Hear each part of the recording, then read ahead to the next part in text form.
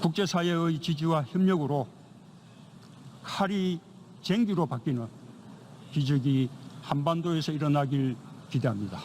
2019년 유엔 총회에서 문재인 대통령은 DMZ를 국제평화지대로 만들자고 제안했습니다. DMZ가 남북주재 유엔기구와 평화, 생태, 문화 관련 기구 활동의 중심지가 되도록 하자는 건데요. 지도 제작도 그중 하나였어요.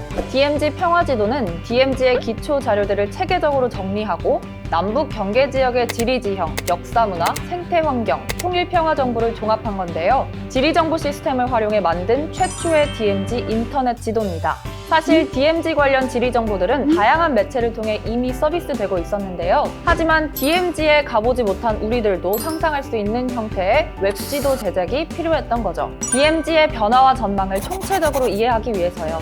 그럼 DMZ 평화지도를 직접 살펴볼까요? DMZ 주변의 모습은 지리지형, 역사문화, 통일평화, 생태환경에 따라서 살펴볼 수 있는데요. 우선 마을과 산천과 같은 기본적인 지리 정보를 제공하고요. DMZ 내부, 북쪽과 남쪽 지역에 어떤 문화유산이 있는지 관련 정보를 파악할 수 있습니다. 남북의 역사 문화적 동질성을 느낄 수 있었죠. 군사 충돌 부분도 볼까요? 과거 군사 충돌이 발생한 공간도 지도에 드러납니다. 생태 환경에 대한 정보도 있습니다. DMZ의 숲이 얼마나 잘 보존되고 있는지, 얼마나 유지되고 사라졌는지를 확인할 수 있습니다.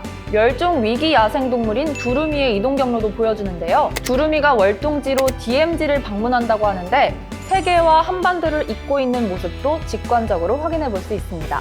시간과 공간에 따라서도 지도를 체험해 볼 수 있는데요. DMZ의 역사 문화를 볼 때 시간값을 추가로 설정하면 과거에는 있었지만 현재는 남아있지 않은 역사 문화 유적은 지도상에서 사라집니다. 공간으로 나눠보면요. 현재, 일제강점기, 조선시대의 행정구역을 볼 수 있습니다. 남과 북이 함께 같은 행정구역에 속해 있던 모습, 한 공동체였음을 보여줍니다. 기존에 우리가 보는 지도에서 DMZ는 안보상의 이유로 보이지 않습니다. 이 평화지도를 보니까 DMZ라는 공간을 어떻게 꾸려나가야 할지 생각해보게 되는 것 같습니다.